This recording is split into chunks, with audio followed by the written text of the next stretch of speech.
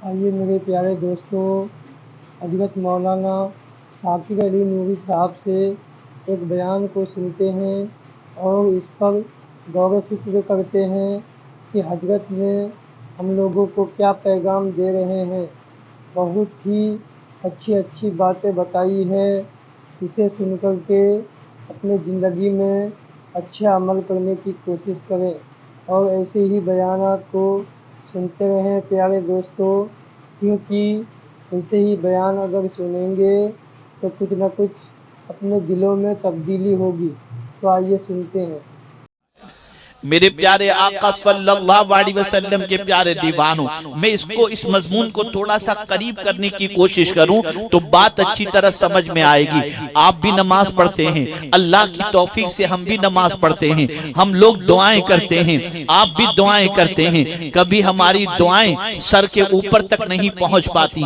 हम वज़ाइफ करते हैं, वज़ाइफ के बाद हम अल्लाह की बारगाह में इल्तिजा करते हैं। हमारी दुआएं बसा औकात कुछ कबूल भी होती हैं और कुछ कबूल भी नहीं होती। हमारी जिंदगी का मामला यह है कि मदीने मुनव्वरा पहुंचकर रसूल आजम सल्लल्लाहु अलैहि वसल्लम के मुवाज़िह अक़दस के सामने खड़े रह करके हम दुआएं करते हैं और उसके बाद कुछ दिनों के बाद, याद रखें इस चीज को, किसी की दुआ अल्लाह रद्द नहीं फरमाता, लेकिन दुआ की कबूलियत के 3 तरीके हैं। लेकिन जो मांगो वो मिल जाए, ये अल्लाह हर किसी को नहीं अता करता, ये उसको अता करता है जिसको परवरदिगार ने ताजे विलायत अता फरमा दिया है और जिसे जन्नत का वारिस बना दिया है।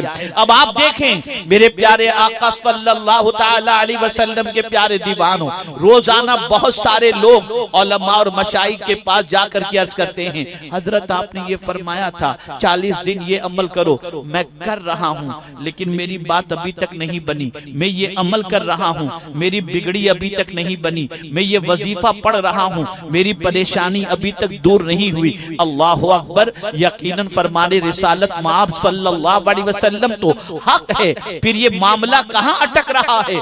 तो सुन लें, आकाए करीम सल्लल्लाहु तआला अलैहि वसल्लम ने उसकी दुआ की कबूलियत का वादा फरमाया है और बशारत अता फरमाई जिसके हलक के नीचे हलाल का लुकमा उतरता हो और फिर वो बंदा बारगाहे समदियत में हाथ उठाए तो इससे पहले कि वो अपनी ज़बान से कुछ कहे, उसके इरादे पर मौला उसकी हाजतों को पूरी फरमा दिया करता है।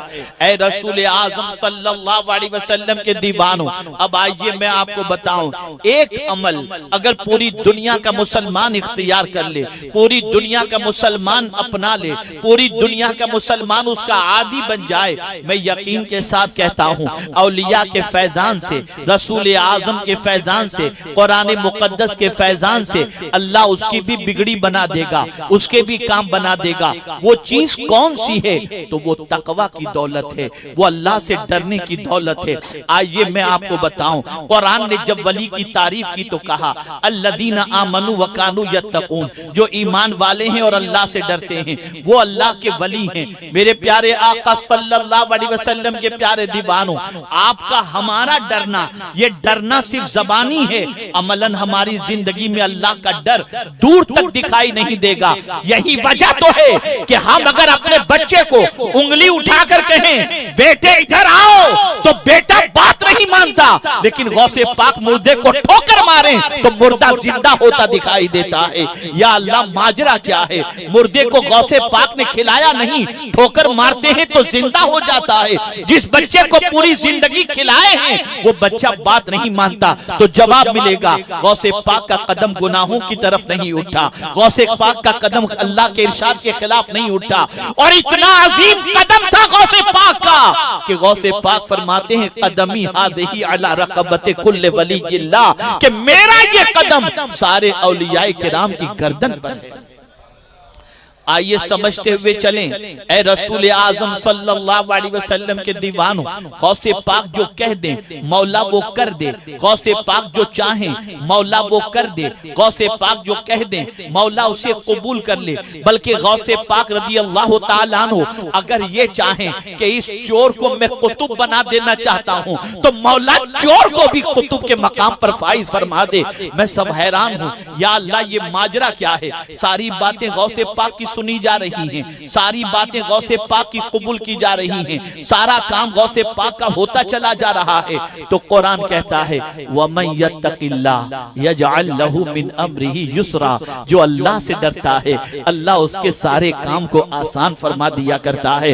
ऐ रसूल आज़म सल्लल्लाहु अलैहि वसल्लम के दीवानों, आज के इस क्राइसिस के पीरियड के अंदर, आज के कोरोना वायरस और लॉकडाउन के पीरियड के अंदर तंगी रिस्क की शिकायत हर कोई करता दिखाई देता है, लेकिन आइए अगर कोई ये चाहता हो अल्लाह रोजी में बरकत अता फरमा दे, अल्लाह रिस्क में कुशादगी अता फरमा दे, अल्लाह बेहिसाब रोजी अता फरमा दे, तो वहां भी कुरान कहता है वमन यत्तकिल्लाह यजअल लहू मखरजा व यरज़ुक़हु मिन हैसु ला यातसिब। अल्लाहु अकबर, मैं हैरान हूं, अमल एक है, बेहिसाब रोजी का वादा मिल रहा है।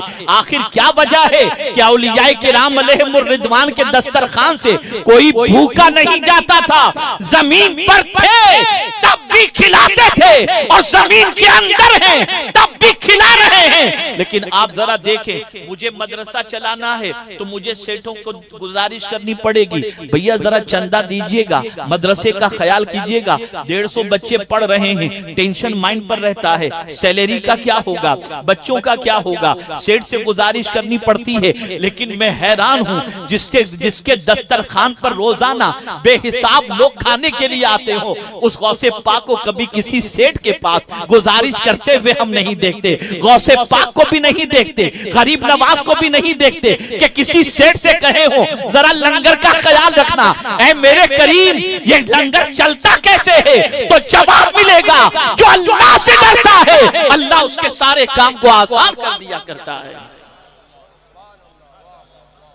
ऐ रसूल आज़म सल्लल्लाहु अलैहि वसल्लम के दीवानों, कुरान के अंदर उन चीजों को तलाश करो जो चीज तुम्हारी मुसीबतों का हल है, जो चीज तुम्हारी परेशानियों का हल है। गौसे पाक कुरान के आमिल थे, गौसे पाक अल्लाह के डरने वाले बंदे थे, और ऐसे डरने वाले बंदे, ऐसे डरने वाले बंदे कि शुभ वाली चीज से भी अपने हाथ को बचाए हुए नजर आते हैं। मुझसे बड़ी लतीफ बात है, बॉम्बे के एयरपोर्ट पर एक इमिग्रेशन ऑफिसर मुस्लिम ने मुझसे एक सवाल पूछा गौसे पाक से मुतल्लिक। उसने मुझसे ये सवाल पूछा कि हजरत ये बताइए कि हमारी नाइट शिफ्ट अगर होती है, 2 रातें हम जग लेते हैं तो फिर चलना हमें दुश्वार होता है, पैर लड़खड़ाने लगते हैं, तबीयत में बदमजगी पैदा हो जाती है। हजरत ये बताइए, ये अल्लाह वाले और खास तौर पर गौसे पाक 40 साल तक इशा के वुजू से फजर की नमाज उन्होंने अदा की, तो क्या उनके पैरों में लड़खड़ाहट या उनको नकाहत नहीं होती? ये सवाल उसने पूछा। तो मैंने कहा बेटा, मुझसे ही बैठे, तो मैंने उससे कहा बेटा जैसा सवाल है इंशाअल्लाह उसके मुताबिक मैं तुम्हें जवाब दूंगा। उसने कहा हजरत फरमाएं। मैंने कहा हम में और गौसे पाक और औलियाए किराम में बड़ा फर्क है, हर एतबार से तो फर्क है, लेकिन खास एक फर्क ये है कि हम जिस्म को तवाना बनाते हैं, वो रूह को तवाना बनाते हैं। हम जिस्म को ताकतवर बनाते हैं, वो रूह को ताकतवर बनाते हैं। और याद रखना, जिस्म पर हुकूमत रूह की है, रूह पर हुकूमत जिस्म की नहीं है। और रूह की गिज़ा अलग है, जिस्म की गिज़ा अलग है, जिस्म की बीमारी अलग है, रूह की बीमारी अलग है। जिस्म बीमार हो पता चल जाता है, रूह भी बीमार हो तो पता चल जाए। जिस्म बीमार हो तो खाना अच्छा नहीं लगता, जिस्म बीमार हो तो पानी अच्छा नहीं लगता, जिस्म बीमार हो तो शरबत अच्छा नहीं लगता, और रूह बीमार हो तो नेकियां अच्छी नहीं लगती। रूह बीमार हो तो अल्लाह की इबादत में मजा नहीं आता, रूह बीमार हो तो सजदे में कैफ नहीं मिला करता, रूह बीमार हो तो अल्लाह से डरने का जज्बा पैदा नहीं होता।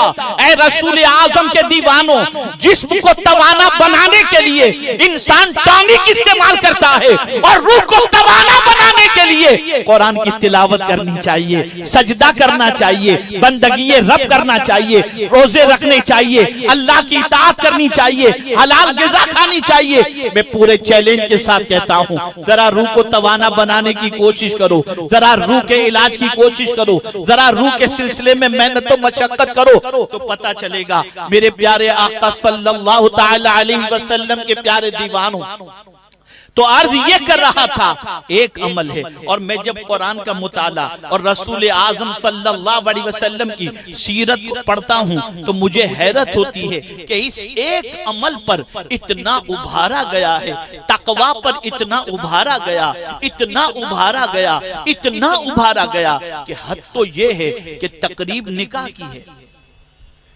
तकरीब निकाह की है।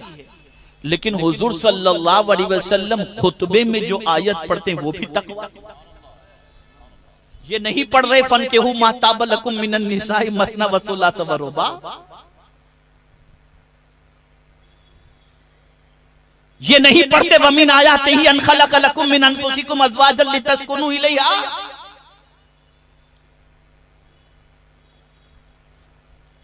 तकरीब निकाह की हो रही है और हुजूर आयत पढ़ रहे, या अय्युहल्लज़ीना आमनु तक़ुल्लाहा हक़्क़ तुक़ातिही वला तमूतुन्ना इल्ला व अंतुम मुस्लिमून। या अय्युहल्लज़ीना आमनु तक़ुल्लाहा वक़ूलू क़ौलन सदीदा। या अय्युहन्नासु तक़ू रब्बकुमुल्लज़ी ख़लक़कुम मिन नफ्सिन वाहिदा। या अल्लाह, ये तक़वा हर जगह क्यों लाया जाता है? तो जवाब मिलेगा, रब ये चाहता है कि बंदा एक अमल का आदी बन जाए, उसकी पूरी दुनिया और आखिरत संवर जाए, दुनिया भी संवर जाए और आखिरत भी संवर जाए। मेरे प्यारे आका सल्लल्लाहु तआला अलैहि वसल्लम के प्यारे दीवानों, अब आइए थोड़ा सा और समझाता हुआ चलूं कि क्या गौसे पाक की मोहब्बत काम आएगी, क्या परवरदिगार के मुकर्रब बंदों की मोहब्बत काम आएगी, क्या गौसे पाक की महफिलें काम आएंगी, क्या गौसे पाक रज़ी अल्लाह तआला अन्हु की याद काम आएगी? तो हम देखें, जन्नत का वारिस अल्लाह ने मुत्तकी को बनाया।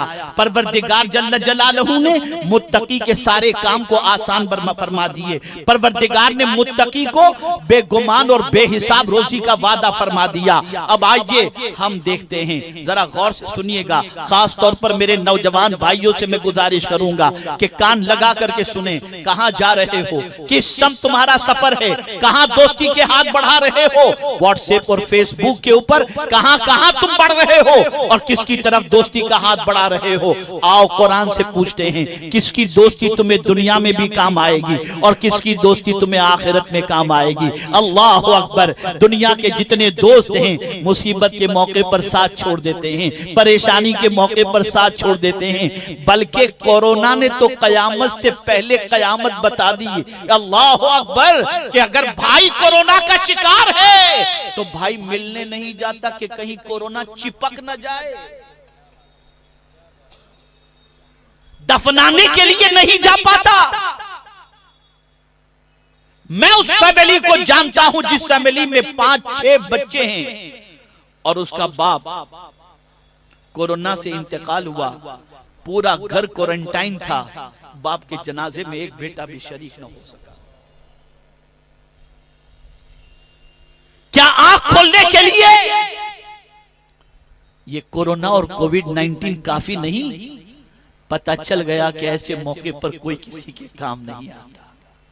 जब यहां कोई किसी के काम नहीं आता तो वहां के हवाले से तो कुरान ने कह दिया, वाज़ेह लफ्जों में कह दिया कि कयामत के दिन बेटा बाप से भागेगा, बाप बेटे से भागेगा, माँ बेटे से भागेगी। कयामत में तो कोई किसी का नहीं होगा, बल्कि परवरदिगार फरमाता है वकुल्लुहुम आतीही यौमल क़ियामत फरदा। हर शख्स कयामत के दिन तन्हा आएगा। तो जब दुनिया में हमने देख लिया कि इस छोटी सी दुनिया के अंदर मुसीबत में हमारे कोई काम नहीं आता, तो कयामत की जब नफ्सी नफ्सी की कैफियत होगी, यहां तक फरमाया गया कि मां अल्लाह की बारगाह में अर्ज करेगी, मेरे मौला मेरे बच्चे को फिदिये में ले ले, इसे जहन्नम में डाल दे लेकिन मुझे जन्नत में डाल दे। मां कहेगी अल्लाह की बारगाह के अंदर, जिस बेटे की परवरिश में मां ने अपना सब कुछ खर्च कर दिया, वो मां कयामत में बेटे से कोई तवक्को भी नहीं रखेगी और न बेटे की परवाह करेगी। एक दूसरे से भाग रहे होंगे, एक दूसरे की पहचान नहीं होगी। उम्मुल मुमिनीन हजरत आयशा सिद्दीका रदी अल्लाह तआला अन्हा ने आकाए करीम सल्लल्लाहु अलैहि वसल्लम से दरियाफ्त फरमाया, तो सरकार सल्लल्लाहु अलैहि वसल्लम ने यही फरमाया कि कयामत में लोग नफसी नफसी में होंगे, एक दूसरे को कोई देख भी नहीं रहा होगा, सबको अपनी फिक्र होगी। लेकिन कुर्बान जाइए मेरे रब की अजमत पर कि हुजूर के सदके में मेरा मौला इस उम्मत पर करम फरमाकर वहां भी काम आने वालों की निशानदेही फरमा दे कि अगर तुम ये चाहते हो कि वहां भी तुम्हें कोई काम आए तो आओ मैं तुम्हें निशानदेही कर देता हूं। जब कभी दोस्ती या मोहब्बत का चिराग जलाना चाहो तो सीने में उसकी मोहब्बत का चिराग जलाना जिसकी दोस्ती के हवाले से मैं तुम्हें निशानदेही करता हूं। तो कुरान ने क्या कहा, अल अखिल्ला यौमइज़िन बअदुहुम लिबअदिन अदु इल्लल मुत्तकीन। कयामत के दिन बाज जिगरी दोस्त दुश्मन बन जाएंगे, दुश्मन बन जाएंगे, लेकिन जो अल्लाह से डरने वाले बंदे होंगे और उनसे अगर कोई मोहब्बत करता होगा तो कुरान कहता है कि वो दुश्मन नहीं बनेंगे, वो तो उस वक्त तक जन्नत में कदम न रखेंगे जब तक कि अपने मानने वाले को अपने साथ लेकर के न जाए। इसी को आला हजरत अजीमुल बरकत कहते हैं। इस निशानी के जो सग हैं नहीं मारे जाते, इस निशानी के जो सग हैं नहीं मारे जाते हश्र तक, दुनियाई में नहीं, हश्र तक मेरे गले में रहे पट्टा तेरा, या गौस कयामत तक मेरे गले के अंदर आपकी गुलामी का पट्टा रहे, ताकि कयामत के दिन हम मारे न जाएं बल्कि ये गुलामी का पट्टा हमारी नजात का सामान बन जाए। मेरे प्यारे आका सल्लल्लाहु तआला अलैहि वसल्लम के प्यारे दीवानों, तो सैयदना गौसे पाक हों या औलियाए किराम अलैहिमुर रिज़वान की ज़वाते मुक़द्दसा हों, इनसे मोहब्बत, इनसे अकीदत, इनकी उल्फत दुनिया में भी काम आएगी, आखिरत में भी काम आएगी। बल्कि सुनो, हदीस मुबारका में मौजूद है, एक हाफिज कुरान ऐसे 10 आदमियों की बख्शिश करवाएगा जिन 10 आदमियों पर जहन्नम वाजिब हो चुका होगा।